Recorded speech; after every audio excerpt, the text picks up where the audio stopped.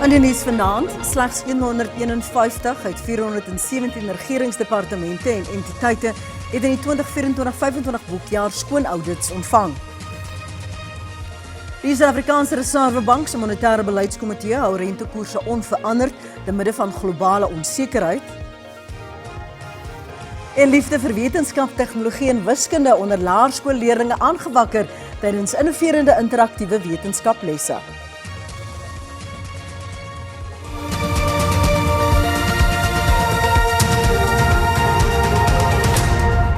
Goeienaand vanuit 'n stopnat Johannesburg. Hier is jou Afrikaanse bulletin. Daar was 9 meer ongekwalifiseerde audits op nasionale en provinsiale vlak vir die 2024-25 boekjaar. Die ouditeur-generaal van Suid-Afrika, Tsakani Maluleke, sê 151 uit 417 entiteite het ongekwalifiseerde audits ontvang of soos algemeen na verwys word, skoon audits. Dit is 'n verbetering op die 142 skoon audits vir die 2023-24 tydperk. Maluleke sê egter die vordering is steeds baie stadig en dat meer gedoen moet word om te verseker dat die openbare sektor verbeter ten opsigte van finansiële bestuur en dienslewering. Die ouditeur-generaal sê die 151 entiteite wat skoon audits ontvang het, verteenwoordig slegs 12% van die 2,21 triljoen rand uitgawes in die 2024-2025 boekjaar. Sy sê dit is 'n aanklag teen die stelsel en laat die oorgrote meerderheid Suid-Afrikaners in die steek. What it tells you is that 88% of the budget sits in the hands of auditees that are unable to demonstrate that they have good financial management practices, stable performance planning and monitoring and reporting practices, and the type of integrity measures and controls that ensure that when they procure goods and services, they do so in a manner that respects the rule of law. Op provinsiale vlak vaar die Vrystaat en Noordwes die slegste. Hoewel niemand uitermuntend goed vertoon het nie, sê die OG dat die Wes-Kaap die hoogste vlak van skoon audits behaal het. Perhaps some things to note, if you look at the Eastern Cape, there were some encouraging improvements. And if you look at the budget numbers in terms of the level of improvement, the story there is that the Eastern Cape Department of Health and the Eastern Cape Department of Education actually improved their audit outcomes. They're not yet clean audit outcomes, but they've improved from qualified to unqualified audit opinions. And that came on the back of support offered by the Provincial Treasury in the main. They were able to work with those specific departments and help them to compile decent financial statements. Wat staatsondernemings betref, het slegs 2 uit 19 ondernemings waaroor verslag gedoen is, skoon audits gehad. Transnet en Eskom skiet egter ver tekort om die doelwit te bereik.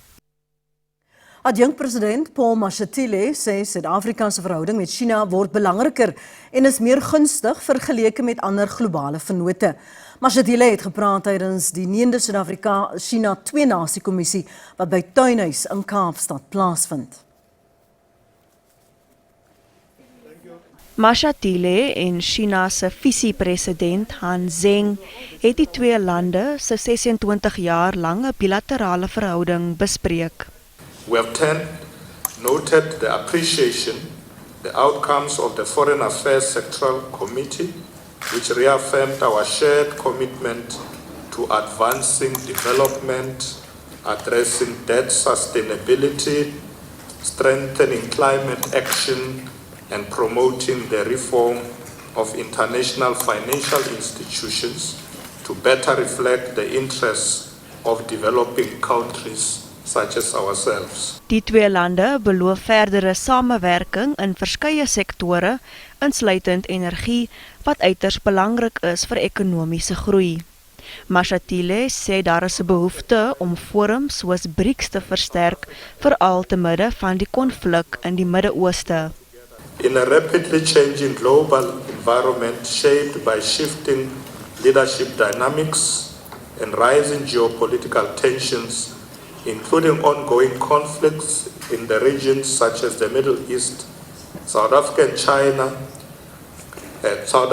and China, countries must continue to work together to advance shared modernization, deepening economic cooperation, and strengthen coordination in multilateral platforms while promoting dialogue, stability and peaceful resolution of disputes. Mashatile en sy amptsgenoot se samesprekings duur voort. Die DA-burgemeesterskandidaat vir Johannesburg, Helen Zille, het 'n dringende hofinterdik gebring oor 'n loonooreenkoms van meer as 10 miljard rand tussen die stad Johannesburg en die munisipale werkersvakbond SAMWU. Zille sê die ANC en sy vennote in die raad het die ooreenkoms weens politieke redes aangegaan.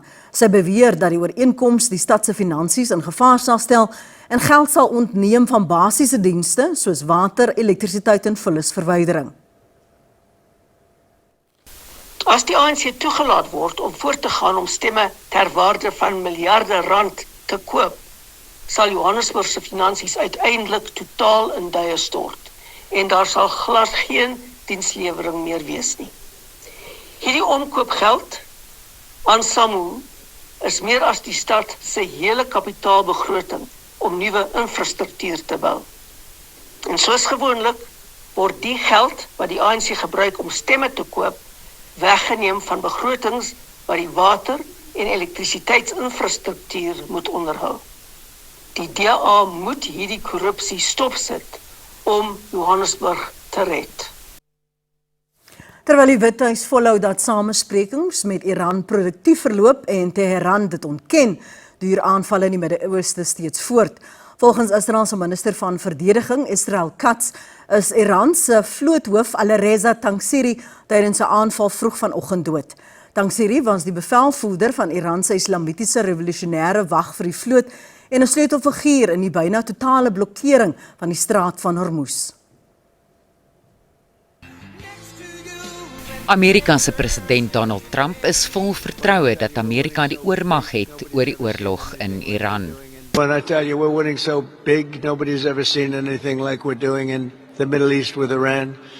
And they are negotiating, by the way, and they want to make a deal so badly, but they're afraid to say it because they figure they'll be killed by their own people. They're also afraid they'll be killed by us. Maar Iran ontken dat hy ooit met Amerika onderhandel het of in samesprekings met die VSA betrokke is. اینکه پیام‌هایی از طریق کشورهای دوست ما Hy sê geen onderhandelinge het sover plaasgevind nie, ook geen samesprekings met Amerika nie.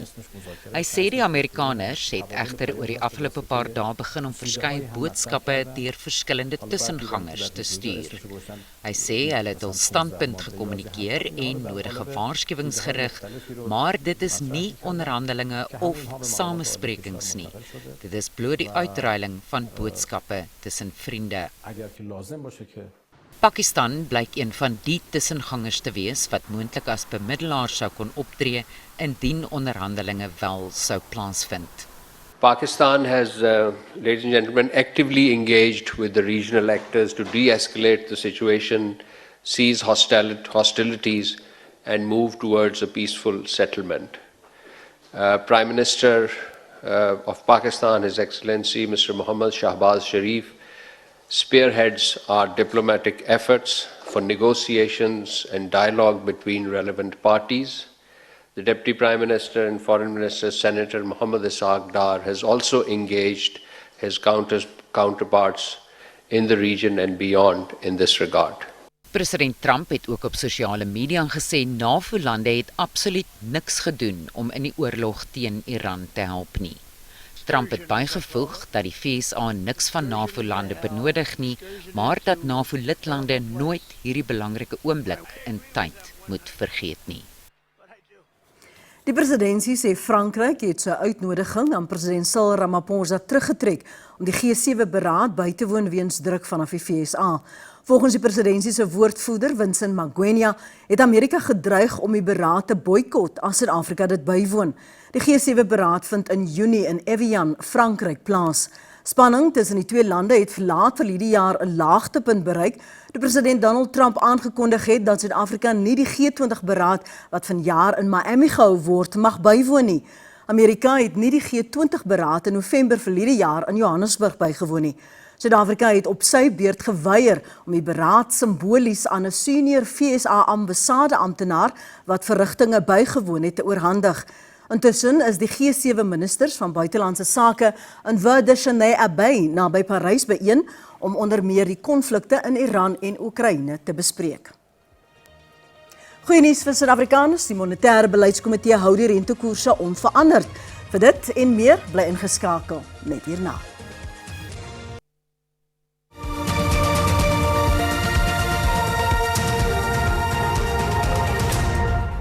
Welkom terug. Die Suid-Afrikaanse Reservebank se monetêre beleidskomitee het sy repo-koers onveranderd gelaat op 6,75% en die prima uitleenkoers bly op 10,25%. Gouverneur Lesetja Kganyago sê versigtigheid moet aan die dag gelê word aangesien hoër energiepryse veroorsaak deur die VS-Israel oorlog teen Iran inflasie sal opstoot. Kganyago waarsku dat stygende globale energiepryse inflasie tot 4% kan laat styg. The fact is, we are still only a few weeks into the crisis. The coming months will be crucial for assessing the longer-term inflation consequences. Given current forecasts, we see inflation risks to the upside. Against this backdrop, the MPC decided to keep the policy rate unchanged at 6.75%. The decision was unanimous. In previous meetings, we warned of elevated risks, and we have been proceeding cautiously in our rate setting. Now, a crisis has hit. This prudent approach is proving appropriate. Die motormaatskappy Ford het dringend 582 Transit en Tornado custom voertuie in Suid-Afrika weens 'n batteryfout herroep. Die Nasionale Kompetisiekommissie sê daar kan 'n duidelike vrot reuk binne die kajuit wees. Eienaars kan 'n sissende geluid hoor of selfs gas uit die battery sien ontsnap. In sommige gevalle kan die sitplekke buitengewoon warm voel. Die voertuie kan oorverhit en langdurige blootstelling aan die gas hou potensiële gesondheidsrisiko's in vir bestuurders en passasiers. Voertuigeienaars word versoek om hulle voertuie na die naaste gemagtigde handelaar te neem vir herstelwerk wat gratis uitgevoer gaan word. En kom ons kyk hoe die markte om 5:00 vanmiddag met die sluiting van die JSE vertoon het.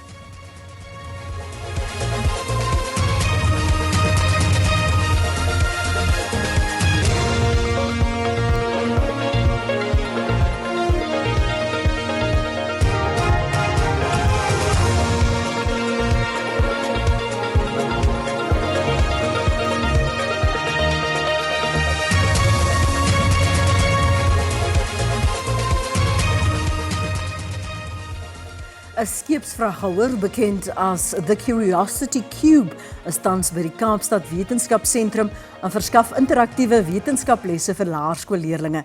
Die inisiatief wil belangstelling in wetenskap, tegnologie, ingenieurswese en wiskunde by jong kinders kweek.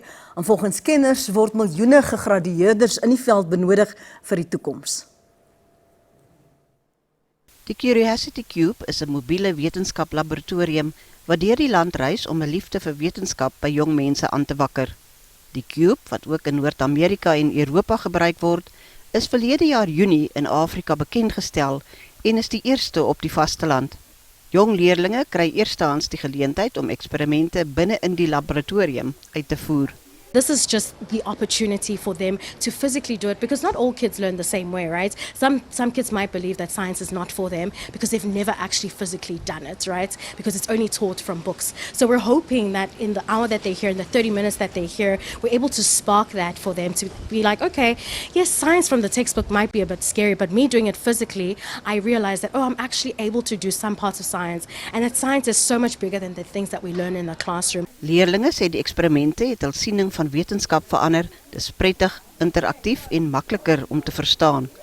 Sommiges is geïnspireer om loopbane in wetenskap en tegnologie te ondersoek. It's been fun. We've created M-Science with these cubes, which is very fun.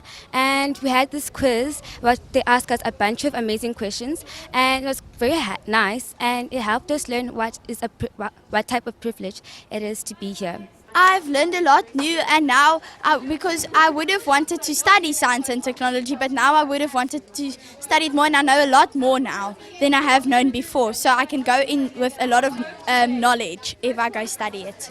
Die Cube is nog tot môre in Kaapstad en hoop om duisende leerlinge te bereik. Huldeblyke aan die oorlede veteraan arbeidsjoernalis, ontleder en organiseerder Terry Bell beeld hom uit as 'n beginselvaste man wat dit sy werk gemaak het om vakbonde en werkers nader aan mekaar te bring. Bell is op 83-jarige ouderdom in Robert se Boekwedorp in die Oos-Kaap oorlede.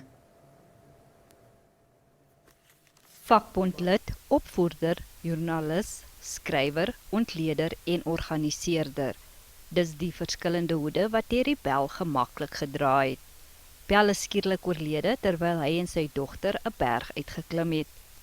He and Kieran went up on a mountain, standing on the mountain looking out, and he said to her, Barbara would have loved this, and then dropped dead.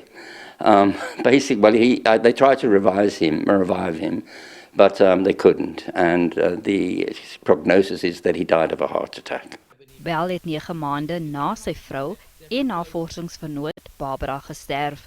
Hy was die oudste van 3 seuns wat in Edenvale aan die Johannesburgse Oosrand groot geword het.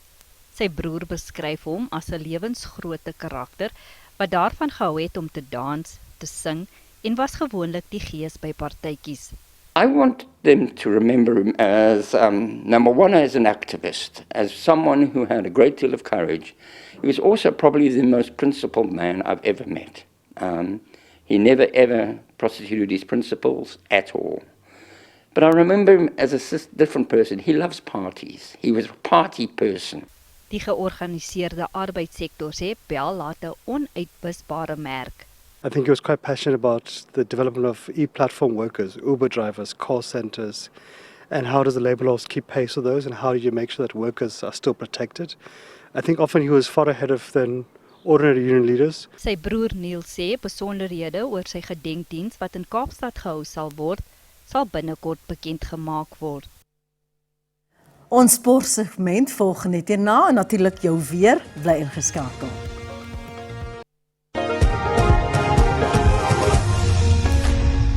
Te midde van spekulasie oor die toekoms van Bafana Bafana se afrigter Hugo Broos, as hy vasbeslote om sy span gereed te kry vir die 2026 FIFA sokker wêreldbeker in die VSA, Mexico en Kanada.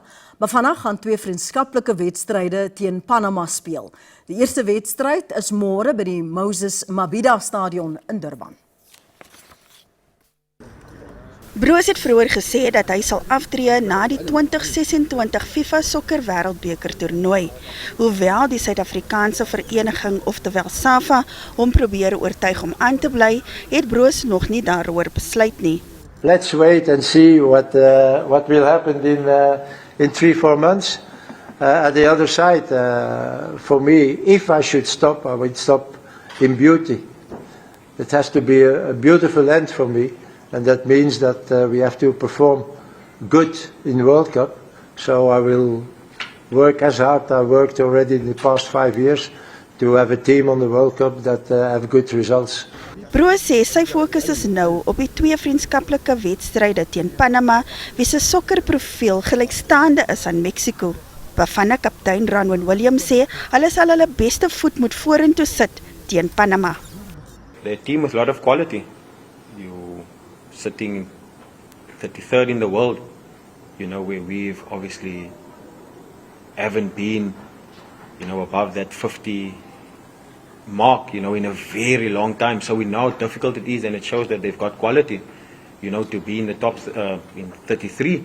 Dit is die tweede keer dat Panama vir die FIFA sokker wêreldbeker kwalifiseer. The reason why we chose South Africa is because of we are facing in the World Cup Ghana, African team, and there are many things similar in one team and another, and that's our preparation for that World Cup. Intussen het Broos bevestig dat die VSA gebaseerde spelers nie Vrydag op die veld sal draf nie. En dit is dan al vir vanaand. Dankie vir die saamkyk. Die Afrikaanse redaksie groet jou. Tot môre aand. Totsiens.